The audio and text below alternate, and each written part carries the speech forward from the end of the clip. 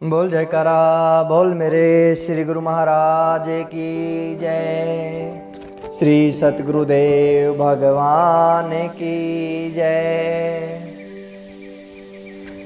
सतगुरु प्रेमियों, संत महापुरुष कहते हैं कि मनुष्य की हर सांस उसे मृत्यु की ओर लेकर जा रही है, किंतु यह नादान इंसान समझता है कि वह जी रहा है। वह उसकी भूल है, यह माया का पर्दा है।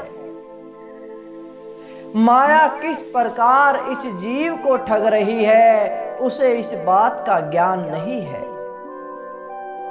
प्रेमियों, संत महापुरुष कहते हैं कि किसी गांव में एक फकीर घूमा करता था। उसकी सफेद लंबी दाढ़ी थी, हाथ में एक मोटा डंडा था। चिथड़ों से लिपटा उसका ढीला ढीला और झुर्रियों से भरा बुढ़ापे का शरीर, और वह अपने साथ हमेशा एक गठड़ी लिए रहता था, और उस गठड़ी पर बड़े अक्षरों में लिख रखा था माया। प्रेमियों, जब वह बार बार उस गठरी को खोलता, उसमें उसने बड़े परिश्रम से रंगीन कागज लपेट कर रखे हुए थे। जब कहीं रास्ते पर उसे रंगीन कागज मिल जाते तो वह उनको इकट्ठा कर लेता था, अपनी माया की गठरी में रख लेता था।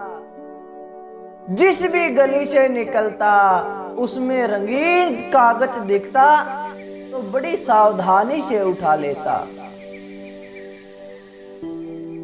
उस कागज की सिकुड़नों पर हाथ फेरता, उनकी गड्डी बनाकर, प्रेमियों जैसे नोटों की गड्डी बनाते हैं, उस प्रकार की गड्डी बनाकर अपनी माया की गठरी में रख लेता था।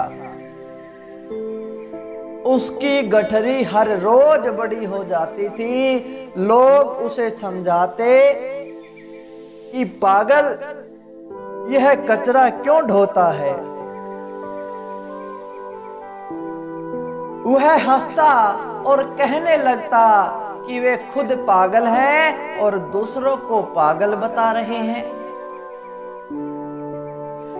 वह फकीर कभी किसी दरवाजे पर बैठ जाता और कागजों को दिखाकर कहता कि ये मेरे प्राण हैं, ये खो जाएं तो मैं एक पल भी नहीं जी सकूंगा, ये खो गए तो मेरा दिवाला निकल जाएगा,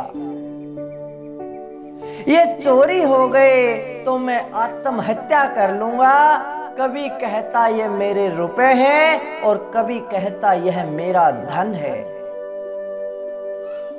इस प्रकार उन कागजों को देखकर उनसे बातें करता कि मैं अपने गांव के गिरते हुए किले का पुनः निर्माण करवाऊंगा। कभी अपनी सफेद दाढ़ी पर हाथ फेरकर बड़े स्वाभिमान से कहता कि उस किले पर हमारा झंडा फहराएगा और मैं उसका राजा बनूंगा। कभी कहता कि इनको नोट मत समझो, मैं इनकी नावें बनवाऊंगा, इनके जहाज बनवाऊंगा और उन जहाजों पर बैठकर उस पार जाऊंगा। यह देखकर, यह सुनकर वे दुनिया के लोग हंसते, बच्चे भी हंसते, औरतें भी हंसती, और जब कोई जोर से हंसता तो वह कहता कि चुप रहो, पागल हो और दूसरों को पागल समझते हो। प्रेमियों, तभी गांव में एक ज्ञानी महापुरुष का आगमन हुआ।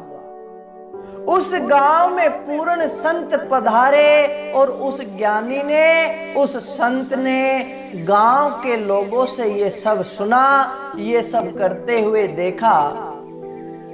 तो वह उस गांव के लोगों को समझाने लगे।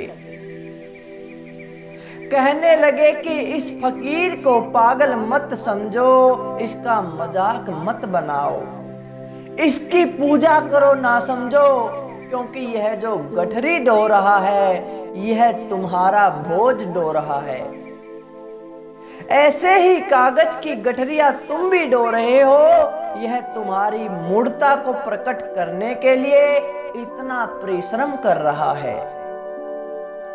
इसकी गठरी पर इसने माया लिखकर छोड़ा है, इसमें कागज कूड़ा कचरा भरा है।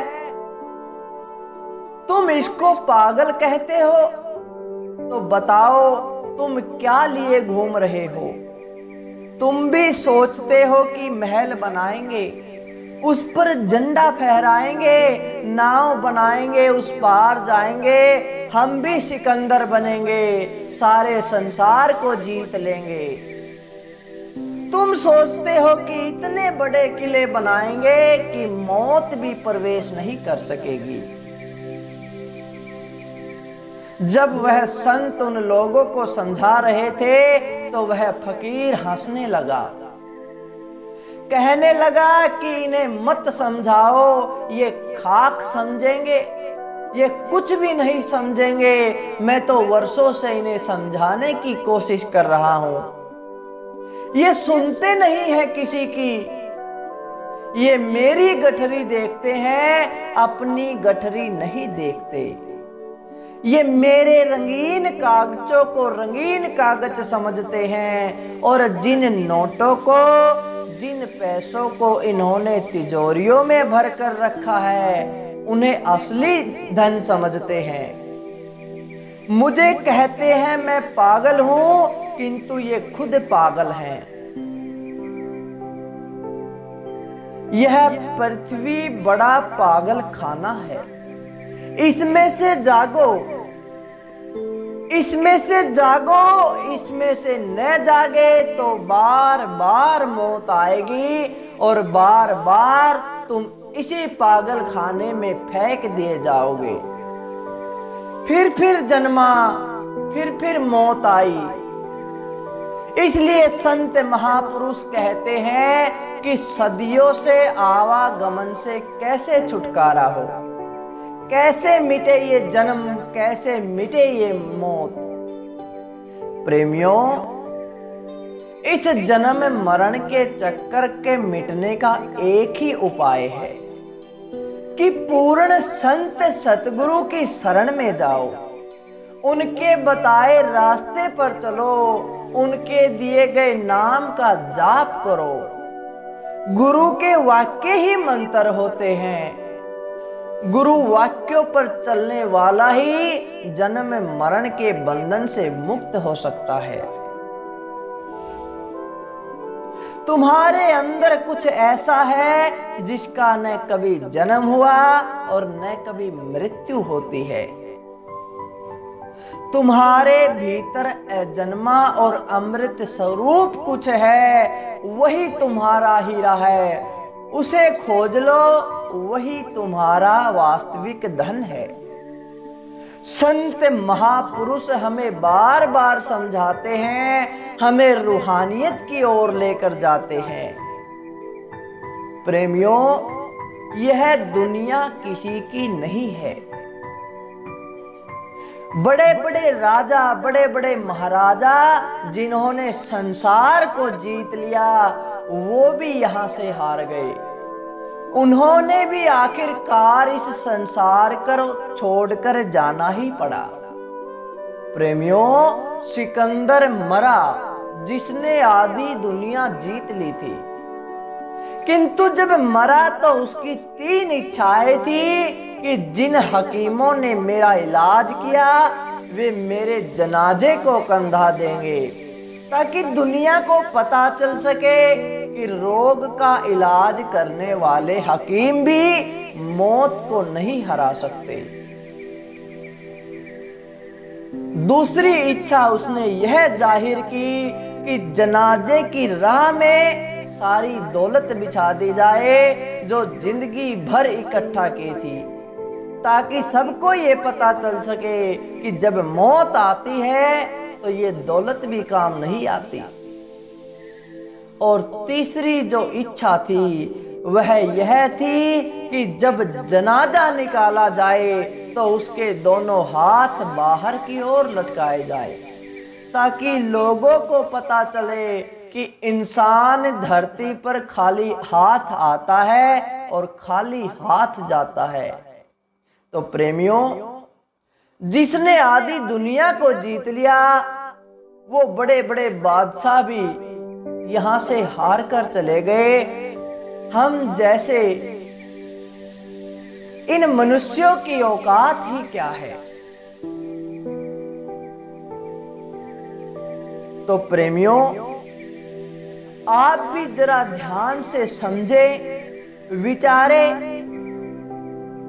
और गुरु के बताए रास्ते पर जरूर चले, ताकि हम जन्म मरण से पार हो सके।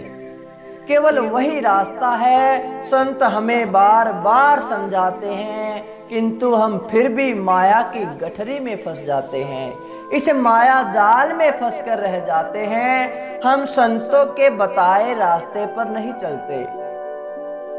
इतना ही नहीं, हमें संत महापुरुष ही गलत दिखाई देते हैं। हम सोचते हैं ये हमारा जीवन बर्बाद कर देंगे, लेकिन वास्तविकता तो यही है कि संत महापुरुष ही जन्म को, हमारे इस जीवन को सफल बना सकते हैं। बाकी इस दुनिया में, इस संसार में किसी में ऐसी ताकत नहीं है जो हमें जन्म मरण से पार कर सके। तो प्रेमियों, यह था आज का सत्संग। अच्छा लगा तो लाइक करें, शेयर करें और कमेंट करके हमें जरूर बताएं। बोल जयकारा, बोल मेरे श्री गुरु महाराज की जय, श्री सतगुरुदेव भगवान की जय।